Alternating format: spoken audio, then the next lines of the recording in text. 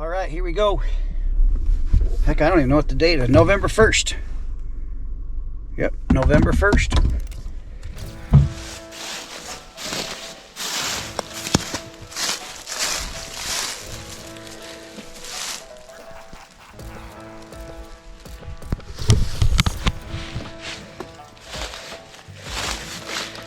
Not too crazy of a rub, but definitely a fresh rub. I'm up here in this oak flat, and when you get up here, it's pretty open. It's pretty open, but then when you find little trees like that, you always got to look under them, see if there's scrapes in there. And there's a rub. Won't be surprised if we find a couple of scrapes up here. I just jumped a small deer back here. It was by itself. I think it was a doe. But that's right at the top. So you get up top of this hill, you turn left, and you have to go up even further, or you can keep going straight on the trail and it levels out and goes down.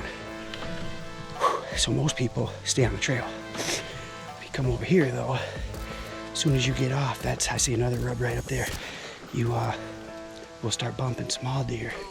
And then when you get, it's like 300 or 400 or 500 yards back there. You just keep going till you start finding the good signs set up.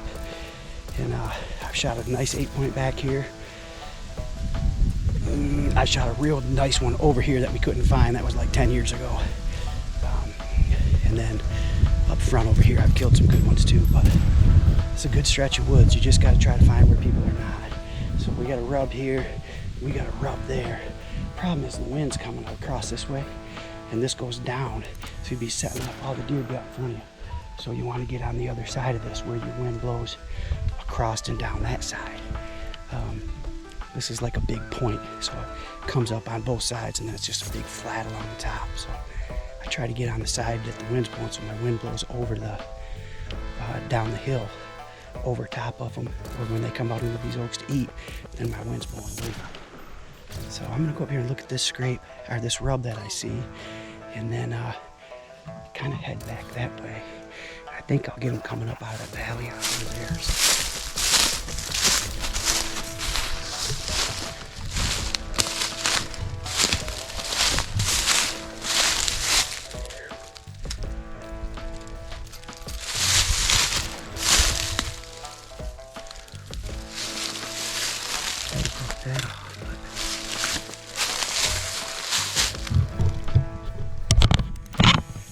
The tree's good in diameter. It's not real high though. I mean, he's not even waist high, so I don't think he's necessarily small, but I don't think he's huge. But that's two. He's gonna come right up out of this valley, I bet you. So I'm gonna keep heading over here, see if I find some scrapes on the ground, and maybe set up right there. So see what we got. Got a little rub line going.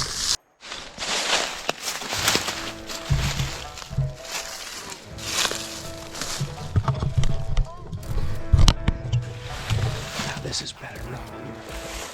This one is up to my chest. Well, just below my chest.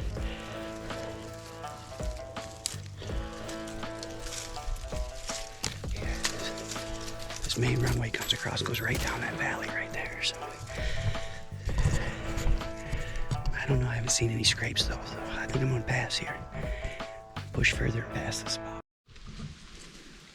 Got a doe sneaking in on me. Out in the open right here. Behind them trees.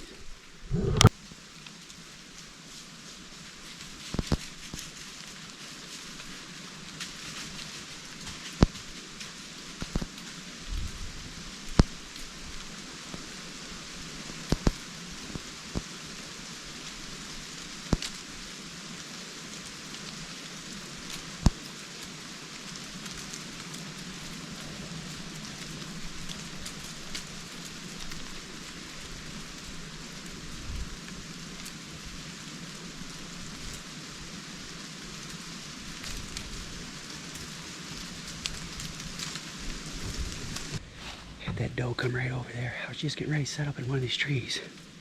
She come right straight across. All these trees in here, not all of them, but most of them are rubbed up. And I was just hoping there wasn't a buck behind her, because my release is in my pack and I can't get to it. If I'd had my release on, I would have shot that deer. Just because I think it's cool that she walked in on me like that. But I had her at 20 yards, and she come up here. What she did, she run into my wind going back this way, or where I walked earlier, and then she turned and run back. But that's a good sign that one's in here already. And I jumped one up over there, so there's already 2 deer on this flat. I need to get set up. These deer are moving early today. It's only like 2:30. All right, finally made it.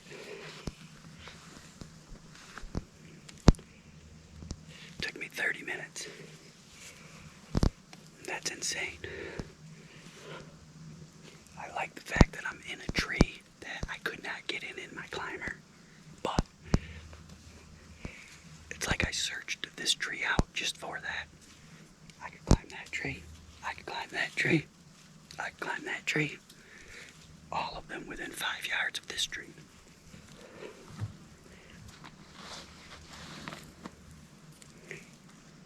It's hot. Truck's at 67.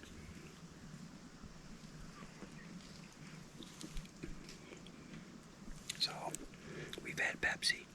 We've had Coke. We now have Propel mixed into water.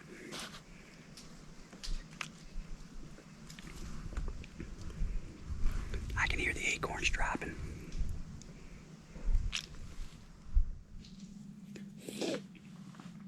Well, this has been a crazy morning. I got a guy over here walking through right now. It's plenty daylight. He's walking through.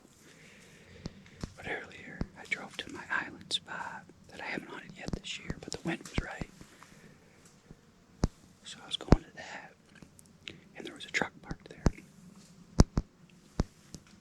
So I looked at Onyx, went around maybe like 800 yards, found a little saddle out here, and went to sit there.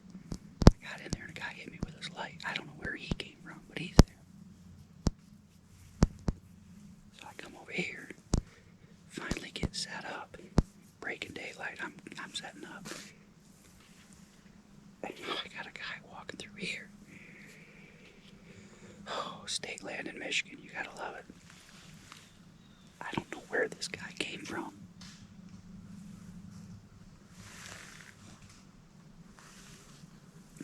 What do you do?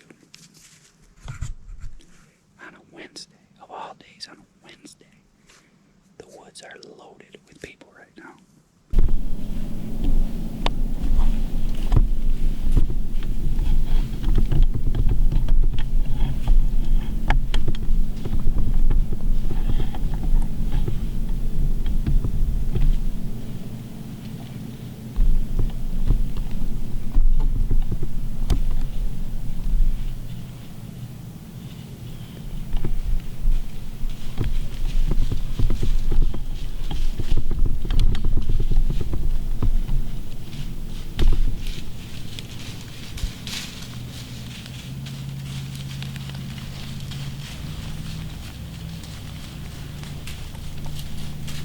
Matt.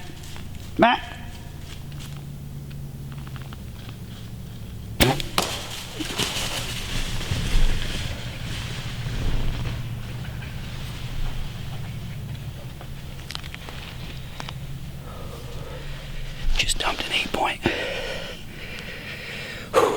Not crazy big. Big enough. Thing came on this side of me. I don't know if I got him on film or not. And he's kind of snuck up on me a little bit here. I had a crazy morning. I had, the first spot I wanted to go to, there was a truck there, so I left there. Wanted to go about 200 or 300 yards out further in a little saddle. There's a guy sitting there shining his light on me. So I come in here. Then guy comes in behind me. I think he's sitting right back here. I think my deer ran right by him.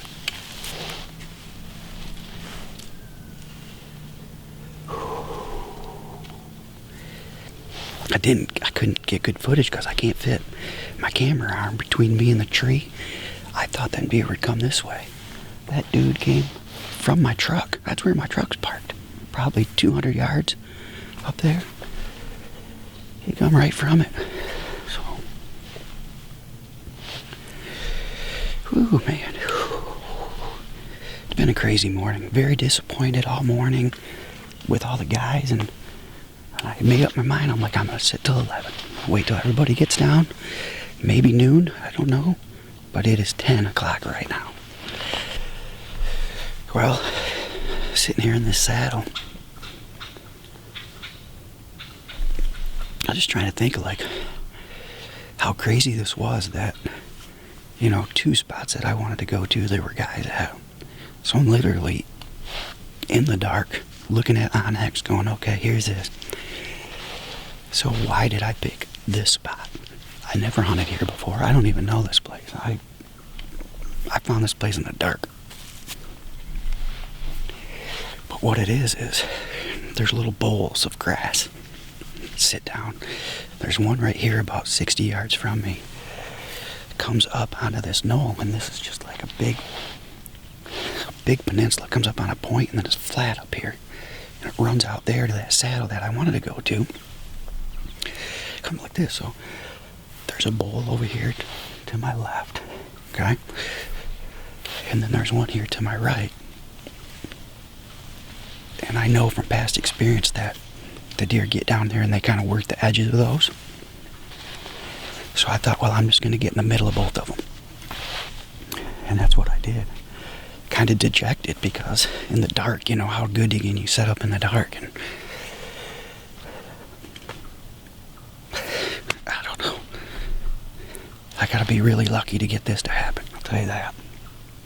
It's the only deer I've seen this morning. A million squirrels running around.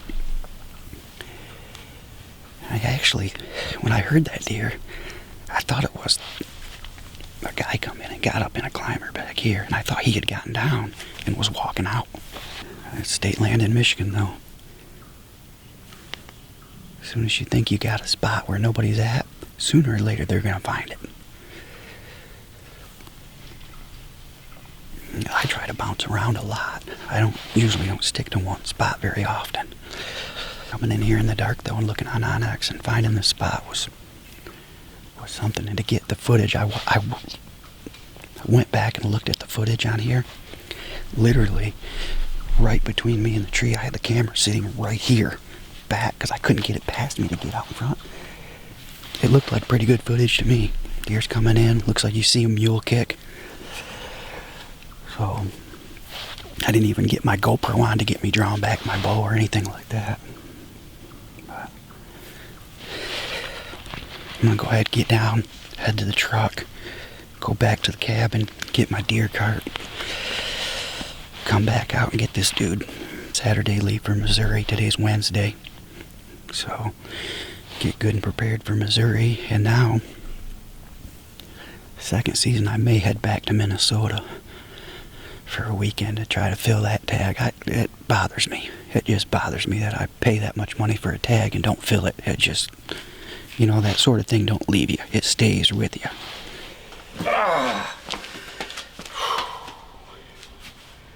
Well, back at the cabin. Didn't find him. I know that deer didn't make it. He's not going to make it. He was losing pieces of stomach, pieces of intestine.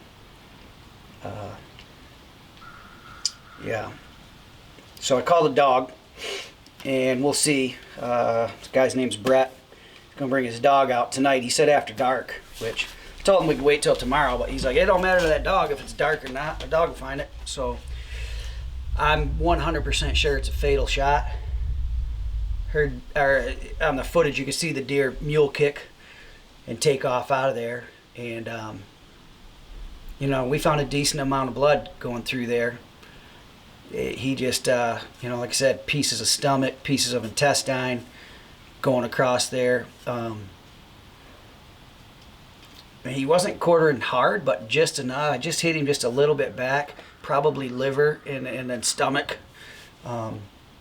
So, like I said, I know the deer's going to die. It's a fatal shot.